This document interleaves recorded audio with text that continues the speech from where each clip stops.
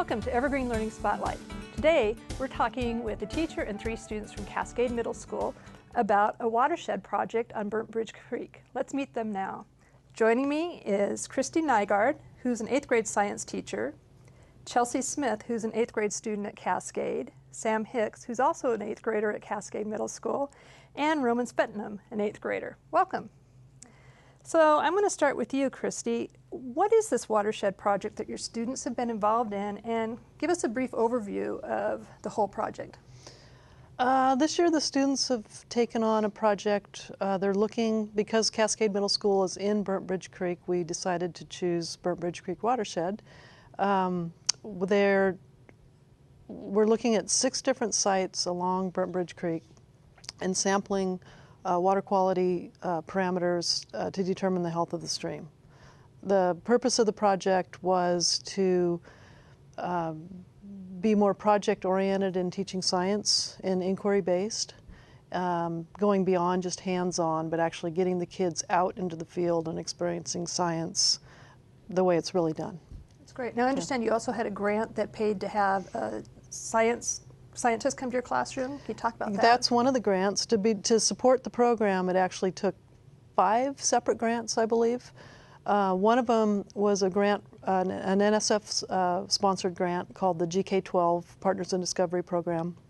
And we have a scientist from WSU in our classroom twice a week, sometimes more, but twice a week, and she assists the kids in all aspects of science. So what was the goal of this project for your students? The goal, like I said, is to provide an experience that's real-world based in science, and to try to get the kids to think like scientists and provide a real-world inquiry project,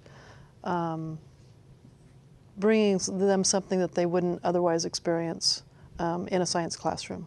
That's great. So now who are the students? Are they all your students, or were there selected students, or how did that work? At the beginning of the year, we had every student go.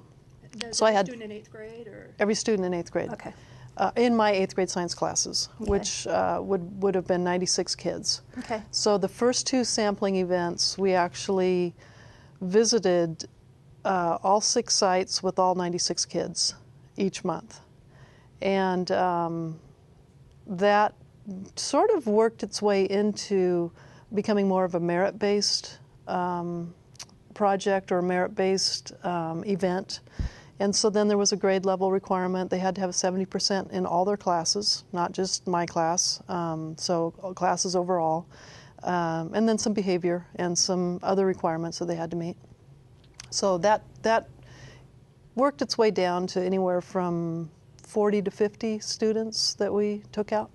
That's great. So now, is this part of the regular class curriculum, or is this special because you were able to get the grants, or how did that work? It enhances the regular curriculum. So 8th grade curriculum for science is physical science, chemistry and a little bit of physics, earth science and biology. This is not something that the kids would normally get. So when they weren't out on Burnt Bridge Creek at the 6 collection sites, what were they doing in the class to prepare for this? Well, we still have our standards and the regular curriculum that we have to cover, but we tried to do it in a way that, I don't know how many times a week, sometimes daily, we would try to connect to the Burnt Bridge Creek project. So if we were studying elements or some kind of chemistry or a geology lesson for the day, instead of just the straight textbook lesson that you would normally give, it was basically tied to the Burnt Bridge Creek project. And sometimes I didn't even have to talk about that. The kids on their own would realize, hey, this is what we're doing at Burnt Bridge Creek, which just made it more meaningful. Great.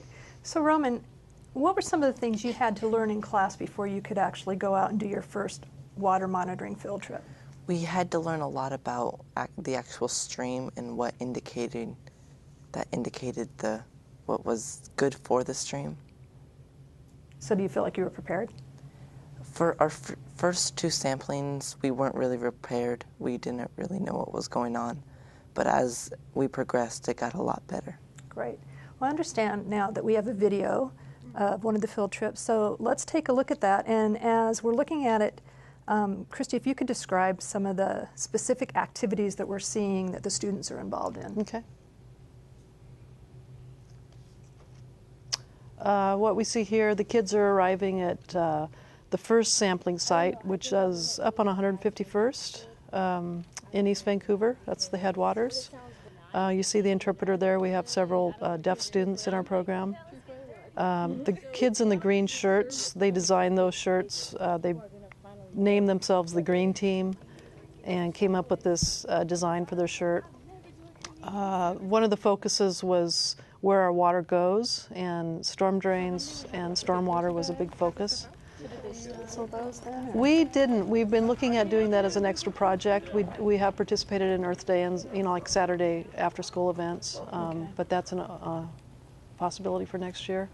They develop brochures as a community awareness part of the program, and this is the kids in the neighborhoods surrounding Burnt Bridge Creek passing out the brochures to educate the neighbors or the residents there to be careful about what goes down the drains. Here we're... Now, who made the brochures? They did. Great. The kids designed and worked very hard, long hours into the evening working on that. Here the kids are coming back from one of the sampling events. And what are they doing during the sampling events? What are they looking for? They're doing chemical tests, physical tests. The chemical tests are pH, nitrates, phosphates. Right here, they're showing calculating stream flow of the creek. They look at the geometry, the depth, the width, the flow. That's the turbidity tube, so they're looking for the clarity of the water, how much sediment has gotten into the water. Here they're doing macroinvertebrates, so they're testing for all the little insects and critters that the aquatic salmon and other fish will eat. So they're looking for the presence of different species of macroinvertebrates. I think that might be the favorite of a lot of the students for obvious reasons. That's Judy Bufford from Water Resource Center, and Water Resource Center was pivotal in making this whole project work. So again, here's some students. Why do they need to find out what's in the water? There's a lot of indicators to stream health, and the kids learned that the major indicator is salmon. And so the presence or absence of certain bugs tells you how healthy the stream is. The levels of nitrates and phosphates or the pH can also tell you how healthy the stream is. So here they're identifying each of the macroinvertebrates that they found. And again, that just depending on what you find can tell you how healthy or how polluted that stream might be. That's great. Chelsea, what did you learn from being involved in this project? I learned that there's a lot of things that you and yourself can do to help the environment. And then I also learned that things that you do unconsciously have a big effect on the oceans and the creeks and the rivers, and yeah, it's sort of like a ripple effect. That's great. So can you think of an example of one of those things? Like this weekend, I saw my neighbor spraying Roundup on her sidewalk so she would kill the weeds. Mm-hmm. And I went back in my memory and I was like, that's not good, because it's going to go into the storm drain. And then the storm drain does not get treated. It goes straight to the creeks. Okay. So, yeah. Sam, I know you're going to be presenting some of your findings to the Watershed Congress. What are some of the more significant things that you're going to present that you found? We're presenting all the data that we found and how healthy the stream is and what parts of the streams are better. And that's the main thing that we're presenting.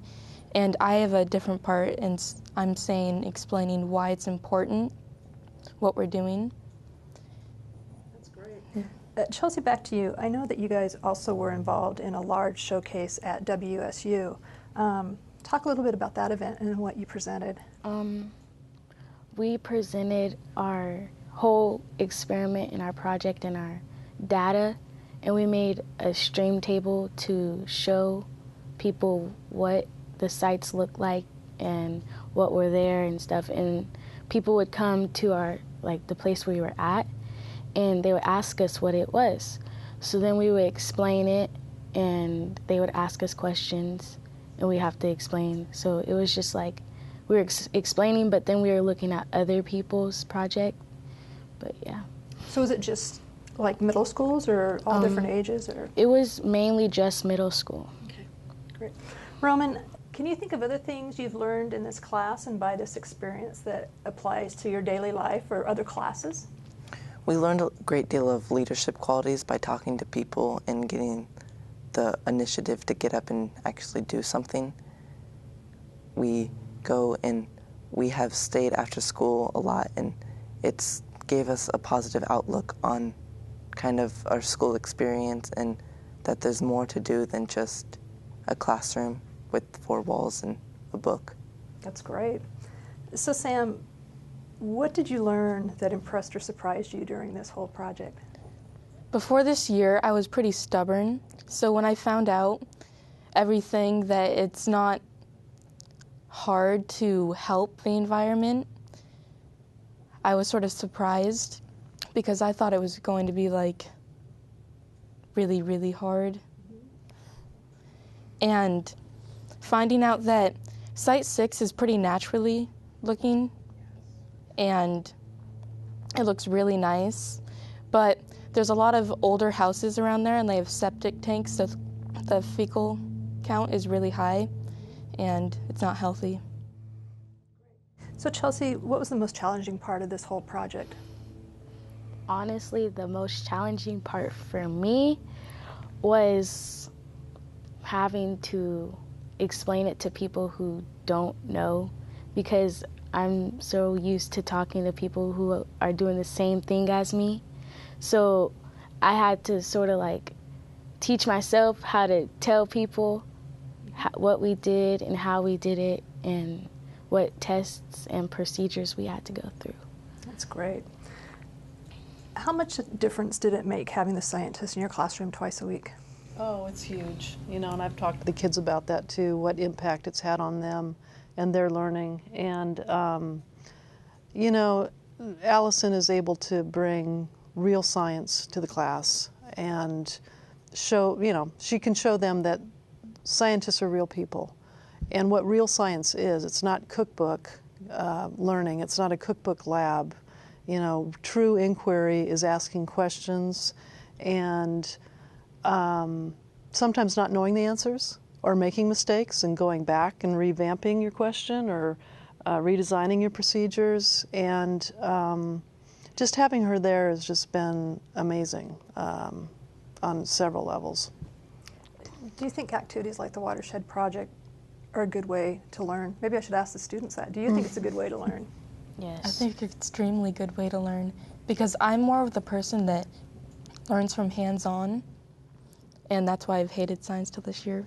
The majority of children are not liking, a book is hard to read out of when you aren't interested.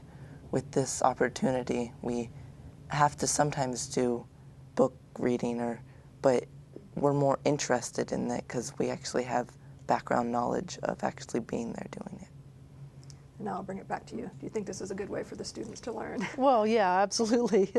It's hard for me to think not doing this project.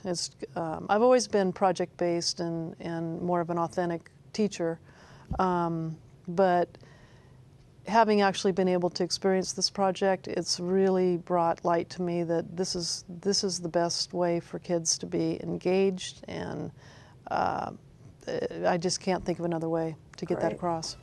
Well, I want to thank each of you for being here today and explaining to me about the Watershed Project. I know our viewers will enjoy hearing it. So thanks. You're welcome.